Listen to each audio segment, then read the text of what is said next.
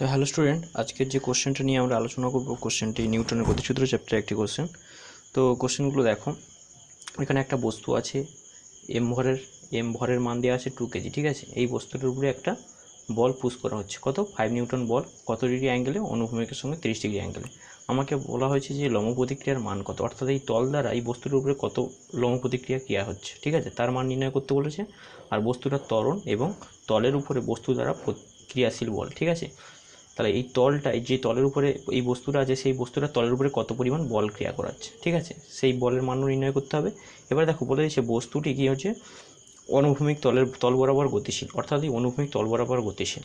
Question 2 similar, এখানে যেমন push করা হচ্ছিল বল, এখানে পুল করা হচ্ছে, অর্থাৎ টানা হচ্ছে, ঠিক আছে, 5 নিউটন বল দ্বারা টানা হচ্ছে। ওকে, কত ডিগ্রি অ্যাঙ্গেলে, 30 ডিগ্রি অ্যাঙ্গেলে এটা টানা হচ্ছে। ওকে, তাহলে এই বস্তুটার ভর দেওয়া আছে 3 কেজি। আমাকে লম্ব প্রতিক্রিয়ার মান, অর্থাৎ এই তল দ্বারা বস্তুর উপরে কত পরিমাণ লম্ব প্রতিক্রিয়া হবে তার মান নির্ণয় করতে হবে। বস্তুটার ত্বরণ, অর্থাৎ বস্তুটা তো অনুভূমিক তল বরাবর গতিশীল, দেখো বলে দিয়েছে, দেখো এই বস্তুটা এবং এই বস্তুটা, অর্থাৎ বস্তু দুটি কী বলেছে, অনুভূমিক তল বরাবর গতিশীল।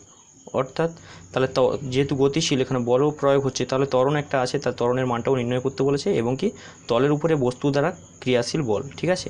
তাহলে বস্তুটা তলের উপরে কতটা বল প্রয়োগ করছে, এই বস্তুটাতে একটা তলের উপরে রাখা হয়েছে, তাহলে সেই তলের উপরে কত পরিমাণ বল প্রয়োগ করছে সেটাও নির্ণয় করতে হবে। তো আমি কোশ্চেন 1 সলভ করবো আগে। কোশ্চেন 1 দেখো, কোশ্চেন 1 সলভ করার আগে আমাকে কী করতে হবে, প্রথমে আমাদের কাজ হবে যে এই বস্তুটার ফ্রি বডি ডায়াগ্রাম আঁকা, ঠিক আছে। দেখো ফ্রি বডি ডায়াগ্রাম এঁকেছি আমি এটা। দেখো বস্তুটা উপরে কী কী বল প্রয়োগ হচ্ছে, দেখো 5 নিউটন বল এবং 30 ডিগ্রি অ্যাঙ্গেলে ক্রিয়াশীল। ওকে, তাহলে 30 ডিগ্রি অ্যাঙ্গেলে যেহেতু ক্রিয়াশীল, এটা 30 হলে এটা 30 হবে। ওকে, এটা 30 হলে এটা অবশ্যই 30 হবে, এই কোণটা অবশ্যই 30 হবে, কারণ এটা বিপ্রতিভ কোণ, বোঝা যাচ্ছে। তাহলে দেখো এটা 30 হলে এটা 30 হবে। তাহলে এই বলটাকে দুটো উপাংশে ভাগ করছি, 5 cos থিটা এই বরাবর 5 sin থিটা। আচ্ছা, বস্তুর উপরে তল দ্বারা ক্রিয়াশীল বলকে আমরা কি লম্ব প্রতিক্রিয়া বলকে এন ধরেছি, কারণ লম্ব প্রতিক্রিয়া ইংলিশ হলো কি নর্মাল রিয়াকশান, ঠিক আছে, তো আমি এন ব্যবহার করেছি। তাহলে এই বস্তুর উপরে তল দ্বারা একটা বল প্রয়োগ হচ্ছে উপরের দিকে, সেটা এন লিখেছি। এবার দেখো বস্তুর উপরে অভিকর্ষজ বল কত হবে, এমজি। এম কি বস্তুর ভর পরে লিখেছি, দেখো 2, যেহেতু আমার বস্তুর ভর দেওয়া আছে 2 কেজি, তাহলে 2 ইন্টু জির ভ্যালু আমি 10 ধরে নিয়েছি, 10 মিটার পার সেকেন্ড স্কোয়ার হিসাবে আমি ক্যালকুলেশন করেছি। তাহলে 2 ইন্টু 10, তাহলে কত হবে 20 নিউটন। তাহলে এটা হলো বস্তুর উপরে অভিকর্ষ বল, ঠিক আছে, তার মান 20 নিউটন। তাহলে ব্যাপারটা বোঝা গেল, এই বস্তুটার টোটাল ফ্রি বডি ডায়াগ্রাম আমি তোমাদের বোঝালাম। এবার আমি চলে আসি ক্যালকুলেশনে। দেখো এক্স অক্ষ বরাবর কী কী বল কাজ করছে, এক্স অক্ষ বরাবর শুধু একটাই বল কাজ করছে, কত 5 cos 30, এই বলটাই কাজ করছে, আর কোনো এদিকের দিকে কোনো অপোজিট দিকে কোনো বলই নেই। তাহলে আমি লিখেছি এফ নিট, অর্থাৎ এক্স অক্ষ বরাবর লব্ধি বল হলো কি 5 cos থিটা। এবারে যেহেতু বস্তুটা এক্স অক্ষ বরাবর একটাই বল ক্রিয়াশীল, ঠিক আছে, একে বাঁধা দেওয়ার জন্য কোনো বলই নেই, তো এটাই নিট বল, এবং এই বলের জন্য বস্তুটা কী হচ্ছে, অনুভূমিক তল বরাবর গতিশীল। বলা হয়েছে দেখো বস্তুগুলি অনুভূমিক তল বরাবর গতিশীল, তাহলে এটা অনুভূমিক তল বরাবর গতিশীল কোন বলের জন্য, নিশ্চয়ই এই 5 cos থিটার জন্য। দেখো এই বরাবর এক্স অক্ষ বরাবর আর কোনো বল নেই, দেখতেই তোমরা পাচ্ছ। ওকে, তাহলে বস্তুর উপরে যেহেতু নিট ফোর্স আছে, তাহলে বস্তুটার ত্বরণ আছে, তাহলে কী লিখেছি, দেখো বল সমান কি ভর ইন্টু ত্বরণ। ভর কত দেওয়া আছে, বস্তুটার ভর হচ্ছে 2 কেজি, তাহলে 2 ইন্টু ত্বরণকে আমি এ ধরে নিয়েছি, ত্বরণের মানটা আমাকে ক্যালকুলেট করতে হবে, ত্বরণটাকে এ ধরে নিয়েছি। এবার 5 cos 30 কত হয়, cos 30 হয় √3/2, তাহলে এটা ওভারঅল সবার বোঝা গেছে। তাহলে এর ভ্যালু কত আসবে, আচ্ছা আমি একটু ক্যামেরা ডাউন করি, নাহলে দেখতে পাবে না তোমরা। দেখো এর ভ্যালু কত আসছে, দেখো এর ভ্যালু আসছে কেটে 5√3/4, এত মিটার পার সেকেন্ড স্কোয়ার। ওকে, বোঝা গেল। তাহলে আমাকে ত্বরণের মান নির্ণয় করতে বলেছিল, ত্বরণের মান আমি নির্ণয় করলাম, বস্তুটা কত ত্বরণ নিয়ে গতিশীল, ঠিক আছে, কোন বরাবর গতিশীল, দেখো নেগেটিভ এক্স অক্ষর দিকে। ওকে, তাহলে 5√3/4 এত ত্বরণ নিয়ে নেগেটিভ এক্স অক্ষ বরাবর গতিশীল। ওকে, এবারে দেখো ওয়াই অক্ষ বরাবর বলগুলো আমি ক্যালকুলেট করব। দেখো ওয়াই অক্ষ বরাবর লব্ধি বল 0, কারণ দেখো বলেছে বস্তুটা তল বরাবর অনুভূমিক তল বরাবর গতিশীল, তার মানে উলম্ব তল বরাবর সে গতিশীল নয়, তাহলে উলম্ব তলের দিকে যে বলগুলো ক্রিয়া করছে তাদের লব্ধি নিশ্চয়ই 0, ঠিক আছে, তাই আমি লিখেছি দেখো ওয়াই অক্ষ বরাবর লব্ধি বল 0। ওকে, তার মানে কি টোটাল উপরের ফোর্স আর নিচের ফোর্স সমান, এই বরাবর ফোর্স যা, দুটো বল পরস্পর অপোজিট দিকে কাজ করছে, দেখো এন অর্থাৎ লম্ব প্রতিক্রিয়া বল উপরে কাজ করছে, আর নিচের দিকে কী বল কাজ করছে, দেখো 5 sin 30 এই বলটা কাজ করছে, আর কি এমজি কাজ করছে, অর্থাৎ 20 নিউটন। এই দুটো বল নিচের দিকে আর উপরের দিকে এন কাজ করছে, তাহলে নিশ্চয়ই উপরের বল আর নিচের টোটাল বল সমান নিশ্চয়ই, তাই জন্য লব্ধি বল 0 এসছে। ওকে, তাহলে লব্ধি বল 0 এসছে। এবার আমি তাহলে লিখতে পারি উপরের বল সমান কি নিচের বল, উপরের বল কি আছে, এন আছে, আর নিচের টোটাল কি বল আছে 20 নিউটন প্লাস 5 sin 30, তাহলে এখানে আমি সেটাই লিখেছি, তোমরা বুঝতেই পারছো। ওভারঅল তাহলে কী হবে, এনের ভ্যালু কত আসবে, এগুলো ক্যালকুলেশন করে 45/2। ওকে, এত নিউটন। তাহলে এটা লম্ব প্রতিক্রিয়ার মান, আমাকে লম্ব প্রতিক্রিয়ার মান জিজ্ঞেস করছিল, তাহলে সেটা আমরা নির্ণয় করলাম 40/2।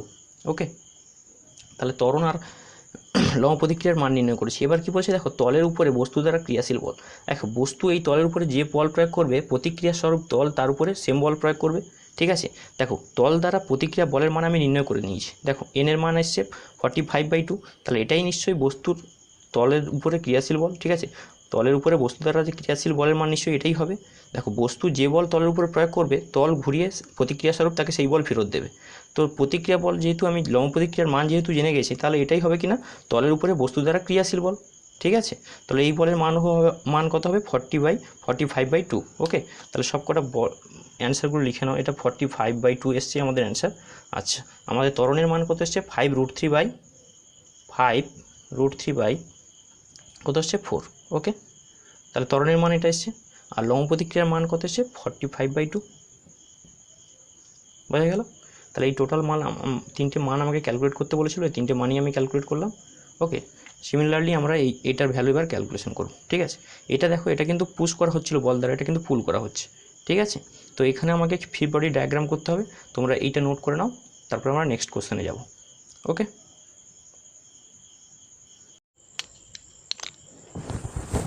তো স্টুডেন্ট এবার আমরা কি কোশ্চেন নাম্বার 2টা সলভ করব। ওকে, তো কোশ্চেন নাম্বার 2টা সলভ করার আগে তো আমাকে কী করতে হবে না, এই বডিটার ফ্রি বডি ডায়াগ্রাম করতে হবে। ঠিক আছে, এই যে বস্তুটা আছে একে ফ্রি বডি ডায়াগ্রাম করতে হবে। তো দেখো এই বস্তুটার উপরে কি 5 নিউটন বল ক্রিয়া করেছে অনুভূমিকের সঙ্গে 30 ডিগ্রি অ্যাঙ্গেলে। ঠিক আছে, তো আমি এখানে দেখো তাই করেছি, এখানে 5 নিউটন বল, এটা 5 নিউটন। ওকে, 5 নিউটন বল কাজ করেছে কত 30 ডিগ্রি অ্যাঙ্গেল করে। ওকে, অনুভূমিকের সঙ্গে। তাহলে বলটাকে আমরা দুটো অংশে ভাগ করতে পারি, একটা কি না এক্স অক্ষ বরাবর, একটা ওয়াই অক্ষ বরাবর। তাহলে এক্স অক্ষ বরাবর কি উপাংশ আসবে 5 cos 30, আর এদিকে আসবে কত 5 sin 30, উলম্ব দিকে 5 sin 30। আচ্ছা, এবার কি হয়েছে না এটা তল এই বস্তুর উপরে কি লম্বভাবে একটা প্রতিক্রিয়া বল দেবে, সেই বলটাকে আমি এন ধরেছি। ওকে, লম্ব প্রতিক্রিয়াকে এন ধরেছি। আচ্ছা, বস্তুটার উপরে অভিকর্ষজ একটা বল প্রয়োগ হবে, সেটা কি হলো mg। এম এর মান কত আছে দেখো, এম এর মান আছে 3 কেজি, তাহলে 3 × জির মান ধরেছি 10, তাহলে 3 × 10 অর্থাৎ 30 নিউটন কি অভিকর্ষজ বল এর উপরে ক্রিয়াশীল। তাহলে এই বস্তুর উপরে কী কী বল ক্রিয়াশীল, টোটাল আমরা বলগুলোকে দেখিয়েছি। এবার আমরা কি করব, বলগুলো নিয়ে অ্যানালাইসিস করব। দেখো এক্স অক্ষ বরাবর দেখো কী বল কাজ করছে, এক্স অক্ষ বরাবর একটাই বল কাজ করছে, সেটা হলো 5 cos 30, এদিক বরাবর কাজ করছে পজিটিভ এক্স অক্ষ বরাবর। ওকে, তাহলে এই দিক বরাবর একটাই বল আছে, আর দেখো এক্স অক্ষ বরাবর আর কোনো বল নেই, এদিকেও নেই ওদিকেও কোনো বল নেই। তো আমি লিখেছি দেখো এফ নির অর্থাৎ লব্ধি বল, এক্স অক্ষ বরাবর লব্ধি বল 5 cos 30। ওকে, এবার cos 30-র ভ্যালু তোমরা সবাই জানো 30/2, √3/2। তো ওভারঅল ক্যালকুলেশন করলে কী হবে 5√3/2 আসবে। আচ্ছা, এবার দেখো লব্ধি বল সমান আমরা কি জানি বস্তু ভর ইন্টু ত্বরণ। এই বস্তুটার ভর কত 3 নিউটন। ওকে, তো 3 নিউটন বলছি 3 কেজি, তো আমি এখানে 3 কেজি দেবো, 3 × এ। আচ্ছা, এ হলো বস্তুটার ত্বরণ, তো এর ভ্যালু কত আসবে দেখো, এর ভ্যালু ক্যালকুলেট করলে কি আসবে আমাদের না 5√3/4, 5√3/4 সরি ক্যালকুলেশনটা ভুল হয়েছে, 5√3/6, কারণ এই থ্রিটা এদিকে এলে কী হবে, এটা আসবে ভাগে। ঠিক আছে, অলরেডি এখানে নিচে 2 ছিল, তাহলে 2 × 3 অর্থাৎ 6, 5√3/6, এটাই আসবে আমাদের কি এর ভ্যালু। ওকে, তাহলে আমরা এর ভ্যালু ক্যালকুলেশন করলাম, এর ভ্যালু। এবারে দেখো আমাকে কি করতে হবে না ওয়াই অক্ষ বরাবর বলগুলোকে ক্যালকুলেট করতে হবে। ওয়াই অক্ষ বরাবর লব্ধি বল কী হবে 0 হবে, কারণ দেখো বস্তুটা কি অনুভূমিক তল বরাবর গতিশীল, তাহলে উলম্ব দিকে তার কোনো গতি নেই। তাহলে উলম্ব দিকে গতি নেই মানে উলম্ব দিকের বলের লব্ধি বল নিশ্চয়ই 0, তাহলে আমি লিখেছি লব্ধি বল 0। ওকে, এবারে লব্ধি বল 0 সেহেতু তাহলে উপরের টোটাল বল সমান নিচের টোটাল বল হবে। উপরে টোটাল কী বল কাজ করছে, লম্ব প্রতিক্রিয়া প্লাস 5 sin 30। ওকে, আর নিচের দিকে কী বল 30 নিউটন, তাহলে 30 নিউটন লিখেছি। ঠিক আছে, তো এন এর ভ্যালু, এন হলো কি লম্ব প্রতিক্রিয়ার মান, তাহলে এবার ক্যালকুলেট করেছি আমরা কীভাবে দেখো, তাহলে 5 sin 30-র ভ্যালু হয় 1/2। তো ওভারঅল ক্যালকুলেশন করলে এন এর ভ্যালু কত আসে দেখো 55/2 নিউটন। ওকে, তাহলে আমরা পেয়ে গেলাম কি না এন এর ভ্যালু। তো আমাকে দেখো এন এর ভ্যালু ক্যালকুলেট করতে বলেছিল, এন এর ভ্যালু আমরা তাহলে কত গেলাম 55/2।